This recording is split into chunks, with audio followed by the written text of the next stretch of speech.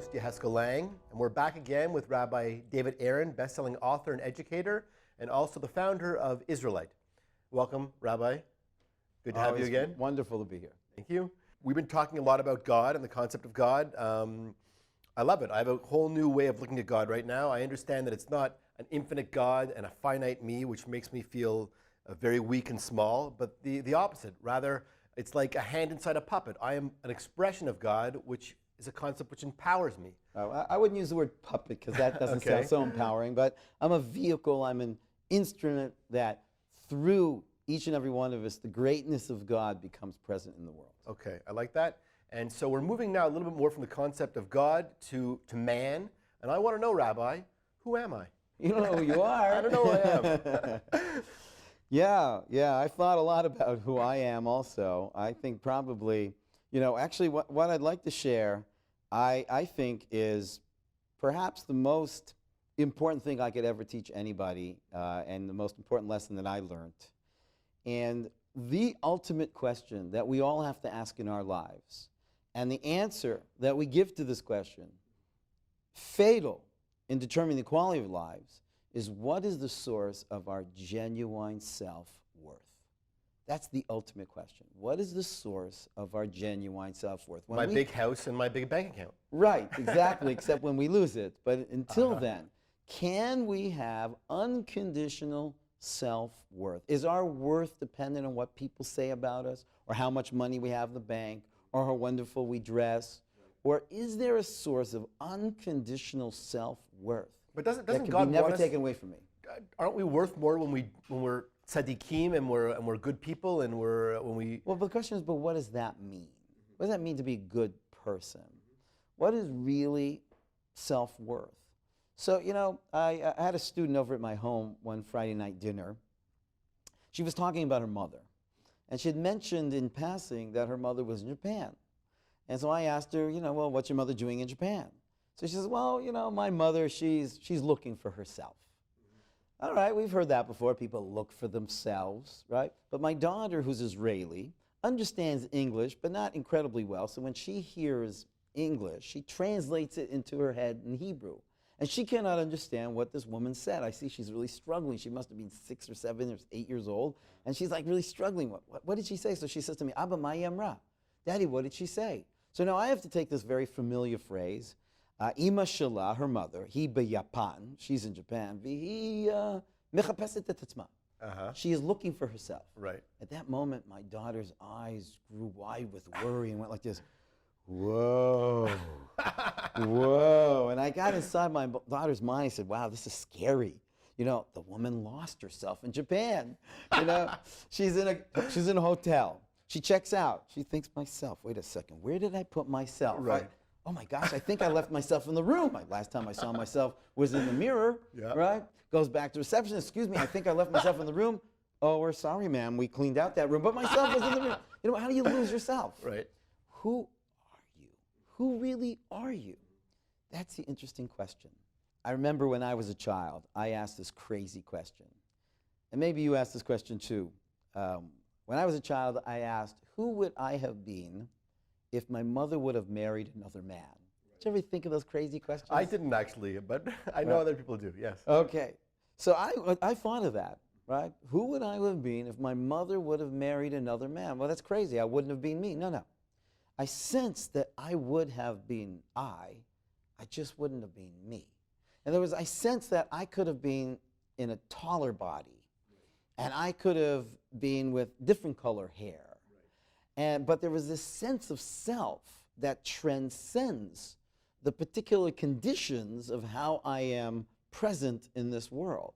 That's an amazing thing. Let me ask you, do you feel you're the same person today you were 5 years ago? That's a good question. I don't know how to answer that because I do often see myself as being pretty much the same and maybe not enough changes going on inside me. What I can tell you is I have often had experiences, what I would maybe call as out-of-body experiences, where I look upon myself and I see myself and I go, well, wait a second, how can I be looking at myself? I'm me, so why are there two me's? And that's the point. That's the point. You are a soul. The mistake people make is they think, I have a soul, I have a body. but it's not really so correct. You don't have a soul. You are a soul.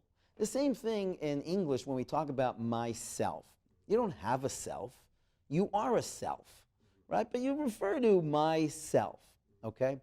You are a soul. And what is a soul? So I had this interesting experience when I was in Manhattan one day. There was a fellow in the supermarket, and he walks in there, he was drunk, and he starts screaming, I'm going to kill myself, I'm going to kill myself, I didn't know what to do. Like, I was so scared. Right. I was kind of scared he'd kill me, right? And it's just screaming, I'm going to kill myself. He didn't kill you, by the way, did he? No, thank God, Okay, because okay. so that I could make the show. So the management called the police, and the policeman walks in, and the guy's screaming, I'm going to kill myself, I'm going to kill myself. So the policeman tries to engage him in discussion. He says, now, why are you going to kill yourself?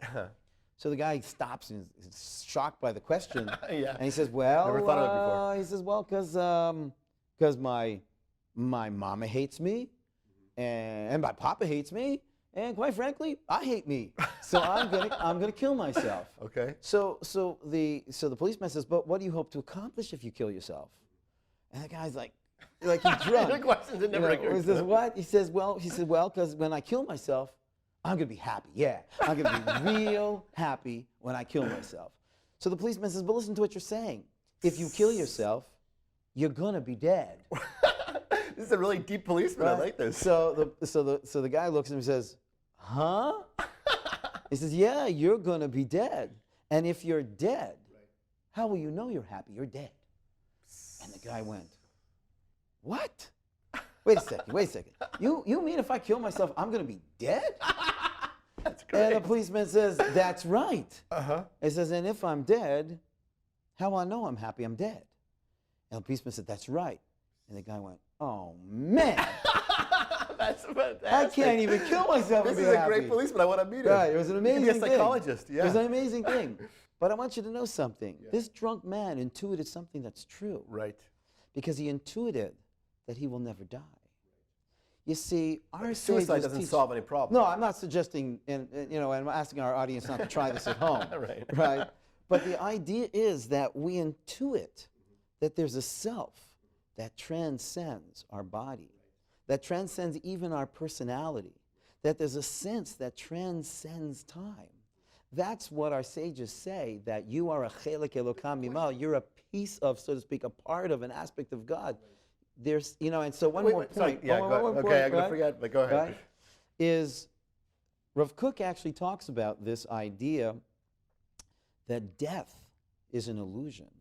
You will never die. Now, don't get me wrong. Rabbi Aaron is going to die, but I'm not going to die. Rabbi Aaron is a character that I played like an actor. An actor plays many characters. He might die in a lot of films, but then he does another film. Right. Right. Okay. I like the way you brought that concept in. It's a concept I've been thinking about a lot actually recently. Suicide. Well, no, about death for personal reasons. Oh, okay. But not suicide, thank God. But the question is that I have: how much of us is beyond who we are? Is it my emotions, my feelings, my concepts? What is the part of me which dies, and what is the part of me which continues on? How do I? What is just the outer clothing? Even the terminology you're using is starting to confuse yourself because there's no part of you. Mm-hmm. You are a soul, like an actor. Okay. An actor plays a part. He's going to play an emotional character. He's going to play an intellectual character. He might play a character who's a warrior. He might, in another film, play a character of an artist. But that's not who he is in essence. That's how he is manifest and expressed in this particular film. Okay. Right? But when I move on to the next film, how much of me stays with, is part of that part? I mean, like you said, you're Dave, you're the father, you're the rabbi. What goes on with you? Well, what you're kind of starting to talk about is the idea of Gilgul Nishamot, the idea of reincarnation, which really intrigues people. There are people that are doing, past life regression where they are going to previous lives. In fact, my wife read an amazing article about a woman who was hypnotized and brought to a previous life. And she started in detail to describe her life in a small town outside of Paris. And she had real detail of the home and the family. And all that was pretty amazing, but what was really astonishing is she spoke French Right. in a hypnotic state. The woman didn't know any French, but when she went into a hypnotic state, she spoke French, right? Now again, I don't know how accurate this article is. My wife read this article. No, I've heard stories similar to that. The idea the story that I heard was with Swedish, by the way, but okay. Oh, okay. So Yeah. the idea is that just like an actor could die in this film and then get a new part in the next film, it is possible that when you, not Yecheskel, because Yecheskel is the part you're playing right now, right? But you, the actor, the essence, the soul, when you leave this world, it's possible that you'll be given another part that you'll have to play in this world. Right. Okay, those are pretty deep and wild concepts to consider. Does God want us to think about these things? Does God want us to be so aware that we're going to play somebody else? Do we need to know that in this world, or do we need to? You know what? What Hashem wants us to know is whatever is relevant and enabling us to be more conscious of who we are and to treat each other in the proper way. So I'm not into mysticism or spiritual ideas or metaphysics for the sake of metaphysics, right? What you believe about yourself creates the quality of your life. If you believe you're going to die, well, then you live with this fear of death. Fear of death is worse than dying, because dying happens once. Fear of death is every day. But Judaism is saying you are not going to die.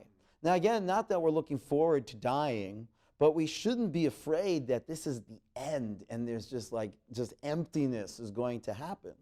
Because you are a neshama. That's why in Jewish tradition, death is called tumah, it's impurity.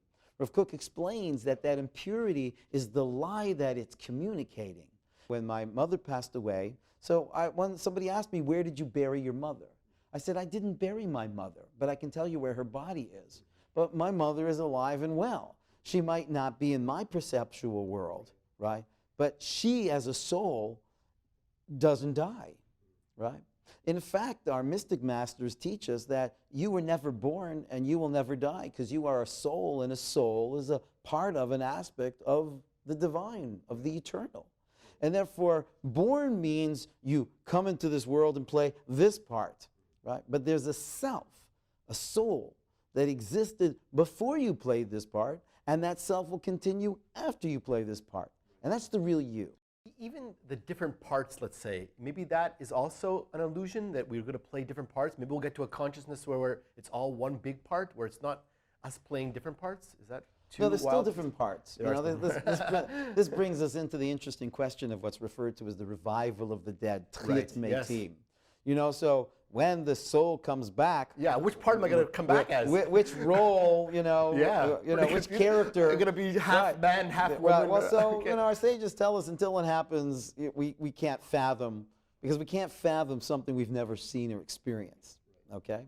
The nice thing about it is our sages do teach us that all these miraculous events of the history do have a natural hint to it in the world today. Okay. And the natural hint to Triat Meitim, the revival of the dead, is the caterpillar. Because the caterpillar seems to die. He actually creates his own coffin. And he enters into this coffin. Now, if you were to cut open that cocoon, you wouldn't see this little caterpillar in front of a mirror putting on his makeup becoming a butterfly, right? You'd see that which looks like absolutely dead. And yet what seems to be death is transition to a whole new level of life. Again, we're not encouraging people to die. We believe in and we love life. But we love life so much that we know that it never ends. You will always be alive. I heard a fantastic concept from Rabbi Kook where he said that every concept needs to come to its own fulfillment. And he said the fulfillment of death is to die. That death will die and there'll be eternal life. Oh, beautiful. I love that. That's great. That's great. So maybe on that note, we will end. Terrific. And I want to thank you so much, Rabbi. On life. We end on life. L'chaim, l'chaim to life. I want to thank you so much for joining us. Had a great Terrific. time with you. Thank you so much. I'm sure our viewers did too. And I hope they can join us again where we can continue with you for even some more fantastic Torah and thought. Thanks so much. Thank you all at home, and goodbye.